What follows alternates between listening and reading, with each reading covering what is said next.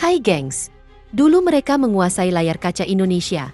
Setiap hari, jutaan orang menonton program-program mereka, dari kartun legendaris, acara musik dangdut, sinetron hits, hingga talk show mewah.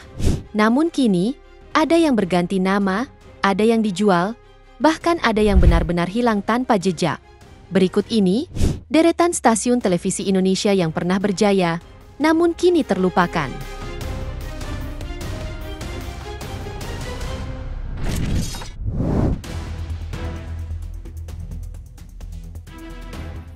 TPI, singkatan dari Televisi Pendidikan Indonesia, berdiri pada tahun 1991 sebagai saluran edukasi milik negara. Stasiun ini awalnya menayangkan pelajaran sekolah untuk menjangkau wilayah pelosok. Namun karena minimnya minat penonton dan lemahnya daya saing, konsep ini ditinggalkan. Memasuki awal 2000-an, TPI berubah haluan menjadi televisi hiburan di bawah kendali Mbak Tutut, putri Presiden Soeharto. Acara dangdut seperti kontes dangdut Indonesia dan sinetron religi pun menjadi andalan. Popularitasnya melonjak, bahkan sempat menjadi salah satu stasiun TV dengan rating tertinggi. Sayangnya, pasca runtuhnya Orde Baru, pengaruh politik keluarga cendana pun melemah. Ditambah konflik kepemilikan dan krisis keuangan, stasiun TV ini pun mulai kehilangan daya saing. Hingga akhirnya pada tahun 2010, stasiun ini resmi diambil alih oleh MNC Group dan berganti nama menjadi MNC TV.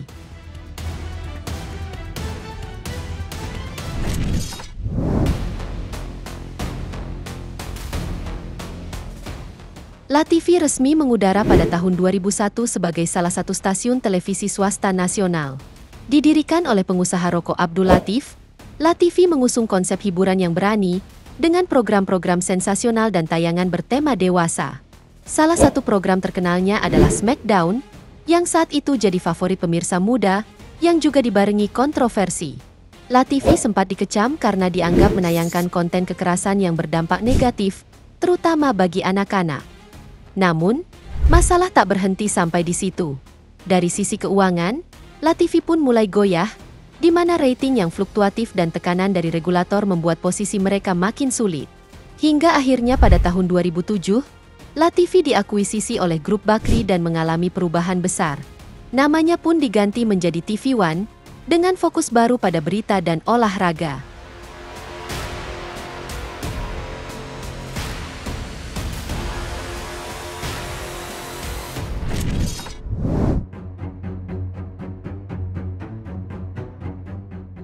Global TV pertama kali siaran pada tahun 2002 sebagai bagian dari MNC Group. Di awal kemunculannya, stasiun ini dikenal luas karena menayangkan konten Nickelodeon secara penuh, mulai dari SpongeBob, Dora the Explorer, hingga Avatar. Bagi generasi 2000-an, Global TV adalah rumahnya kartun dan hiburan anak. Namun setelah beberapa tahun, hak siar Nickelodeon berpindah tangan. Global TV pun mulai kehilangan daya tarik utamanya. Sebagai gantinya, mereka mencoba berbagai format, dari sinetron, variety show, hingga tayangan Korea dan India, namun tidak ada yang benar-benar sukses mendongkrak rating mereka. Hingga akhirnya pada tahun 2017, Global TV melakukan rebranding besar-besaran dan berganti nama menjadi GTV. Namun seiring waktu, program-program andalan menghilang, dan keberadaan GTV makin tenggelam di antara stasiun lain dalam satu grup.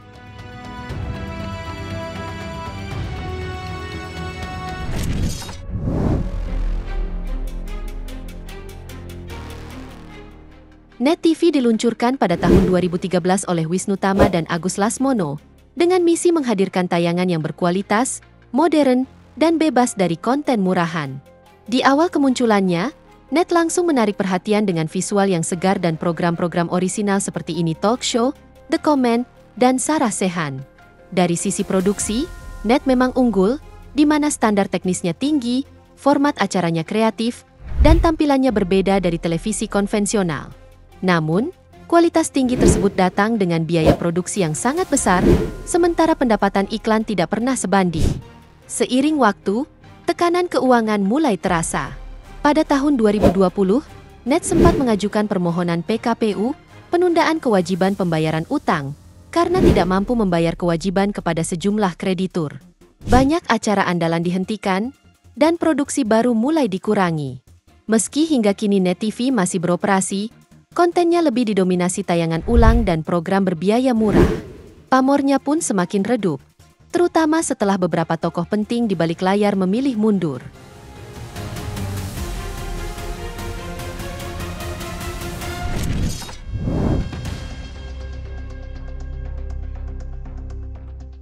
Antv merupakan salah satu stasiun televisi swasta tertua di Indonesia yang sudah mengudara sejak awal 1990-an. Namun, masa keemasan Antv justru terjadi pada tahun 2014 ke atas, saat mereka mulai menayangkan drama-drama India seperti Mahabharata, Utaran, dan Jodha Akbar. Strategi ini pun terbukti berhasil, di mana rating mereka melonjak tajam, bahkan mengalahkan stasiun-stasiun besar dalam beberapa slot tayangan.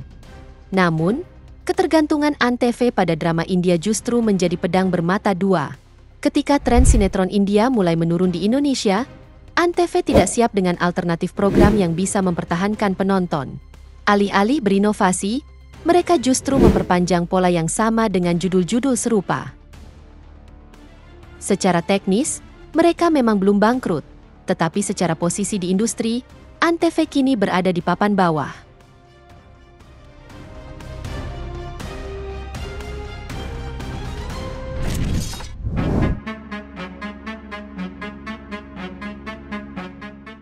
B-Channel pertama kali mengudara pada tahun 2010 sebagai stasiun televisi yang menyasar segmen keluarga dan anak muda. Dengan konsep yang ringan dan program hiburan sehari-hari, B-Channel mencoba menembus pasar yang saat itu sudah dikuasai oleh stasiun-stasiun besar. Namun sejak awal, stasiun ini kesulitan membangun identitas yang kuat. Program-programnya kurang menonjol, dan pangsa pasarnya tidak pernah benar-benar terbentuk. Dalam upaya menyelamatkan performa, B-Channel melakukan rebranding besar-besaran pada tahun 2014 dan berganti nama menjadi RTV atau Raja Wali Televisi. Sayangnya, perubahan nama pun tidak membawa dampak signifikan. Meskipun sempat menarik perhatian lewat tayangan anak dan animasi nostalgia, seperti Ultraman atau Keluarga Cemara, RTV tetap kesulitan bersaing di tengah dominasi media grup besar. Meski RTV masih siaran hingga kini, namun jejak B-Channel sebagai stasiun lama sudah hilang dari ingatan publik.